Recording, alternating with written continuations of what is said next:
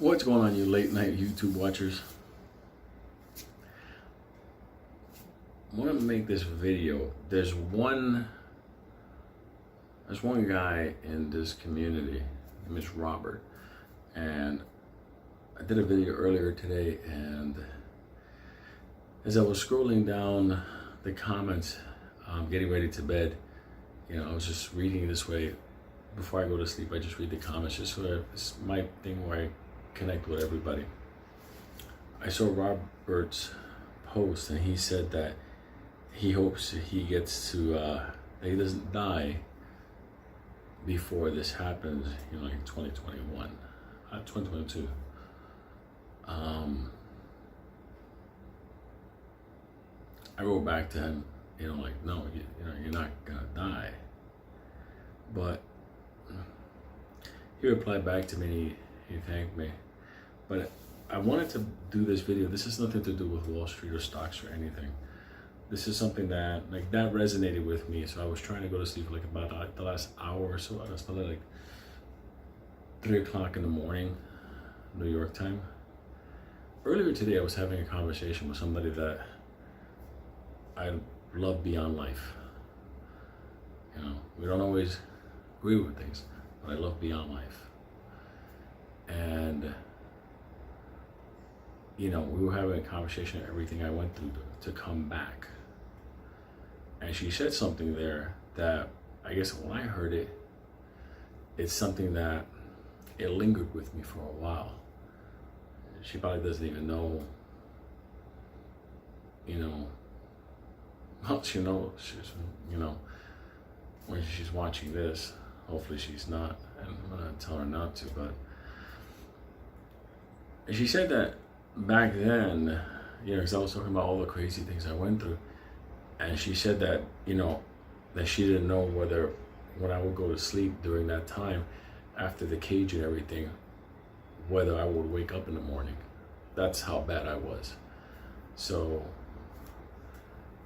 it's, in the book, there's going to be obviously a short cut out of some of my medical stuff, because some people are like,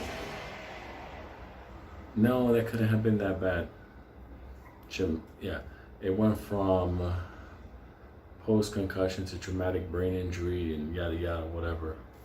But getting back to the original thing, I'm not here to prove what I went through, but I want to share something, especially to Robert, but I guess anybody else, whoever watches this 9 years from now, it doesn't matter. When I was in that cage, and I was always kind of reserved about talking about it, just because obviously I'm going to be going into litigation regarding it, whatever. But I guess there's no reason to kind of hold back on certain aspects of it. It was a small cage. It was boiling in the day and freezing in the night. It was just like a concrete room full of sewer water. Freaking horrible. The smell, the gases from the open sewer, everything it was claustrophobic. It was your worst nightmare times 50,000 more. Above me was an LED light, massive LED light. It was designed to basically destroy the people that were kept inside, because they're very bad people that were designed to be kept inside. Very bad people. Not me, but nonetheless. And then they had a giant fan, like an industrial fan on top, which, while it blew, it made a horrible sound that technically left me deaf.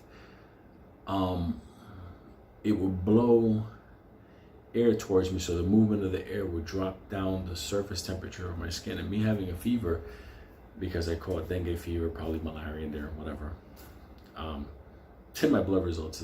It's in the medical record. So if anybody wants to fact check me, I'll post it up.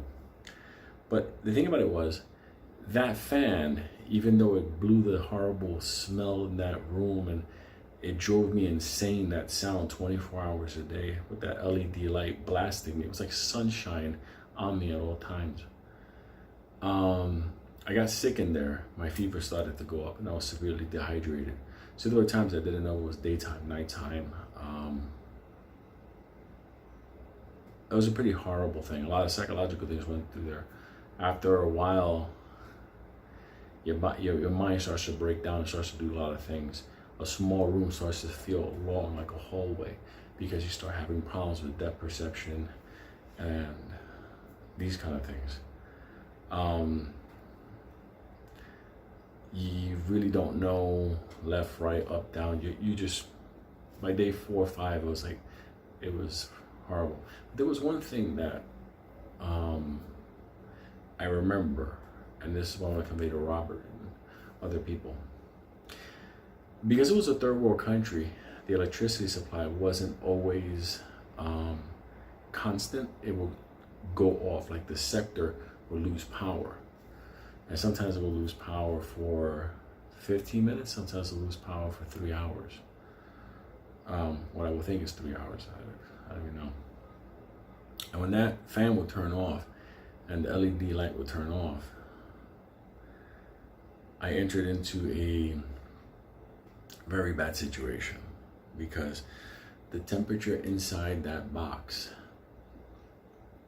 shot up to the point, the humidity and pressure shot up to the point where I was suffocating, and the heat was unbearable. So I was losing consciousness, and that happened multiple times. I had to strip down and technically be with no clothing, trying to calm myself down and shorten my breathing patterns. And I was already having some problems with my lung because I was choking up and coughing blood because of the dengue, the mosquitoes that were constantly destroying me. And when I was there, basically borderline death to the point where it was, you know, they're destroying that prison because it was a human rights violating type whatever. I'm not gonna get into that. But at those moments when that power would turn off and I knew I had to stay alive, not until the power came on, because it was horrible when the power did come on, it was still with the LED lights, whatever. But I knew something, and I said something to myself that, you know, if the government watches this video, hey, I guess we're at this point now. I wasn't gonna allow myself to die in a cage and become a missing person. I wasn't gonna do that to my friends and family, the people that I love. I was just gonna disappear in some cage. So I committed myself, I promised myself that I would stay alive no matter what. Not an easy thing as you start to get more and more sicker in a boiling box. And I remember one of the times when I was collecting rainwater to cool myself off, because the bottle of water that I had was like a small bottle of water, and I had to ration it out between water refills. Outside the cage, I can see there was a water cooler, like in the office down the hall. There was a water cooler, so I can see cold water all day long. But unfortunately, that wasn't for me. I had to drink dirty water out of like used bottles and stuff like that. It's pretty horrendous. But in all that misery and basically dying, which I actually found out that was the case when they did my blood test afterwards. It's probably the fire department. 1, 2, 3, 4, 5. Wow. They actually respected the video. Strange. But when I was there in that situation, there was one time that I got so weak, I passed out, hit my head, and it was on the concrete thing, whatever, because I was collecting rainwater because I didn't have too much water. And I was on the ground, trust me. Sewer water, everything. You know, you start wanting to just kind of let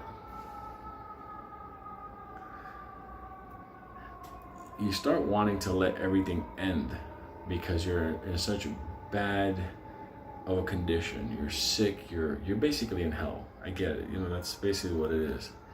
But I said to myself that I would walk out of that cage on my own 2 feet. And I remember when I had to stand up after passing out and hitting my head in the whole thing to get to where the water was coming from the rain. I needed that water.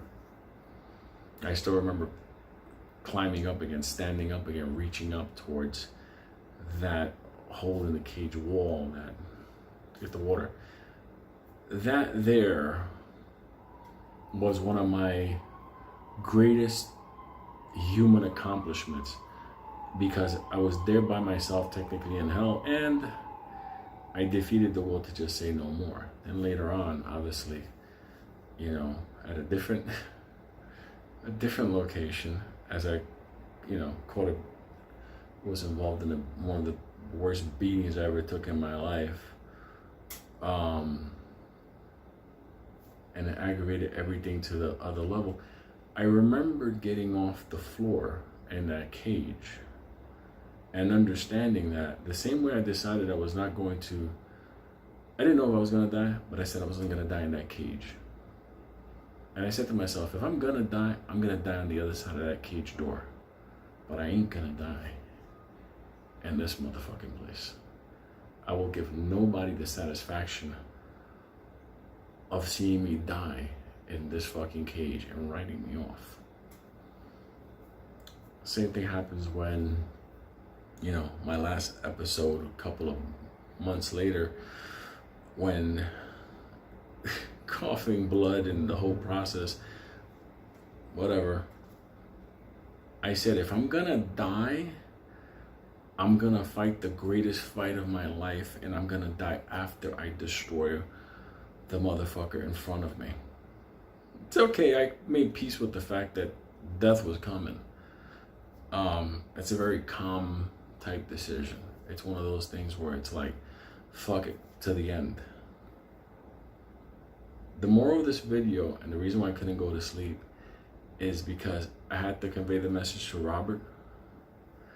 I don't know what health you're in right now. I don't know the situation that you're in. And I understand that, you know, God is the one that decides. But I'm gonna tell you something. If you make your fucking decision to not go until you accomplish what you have to do, 1000%, like burning inside of you, like you will not go, then God can fucking wait. Because at that moment is when you decide how you're gonna exit. You don't fear death, you move on. But at that moment, you leave this fucking planet with fucking pride, knowing that you stayed to get past what you thought was possible, even if you gotta defy God at that moment. So, Robert, you ain't gonna be dying. I hope this video helps you understand that if you feel like you need to see this play happen before you go,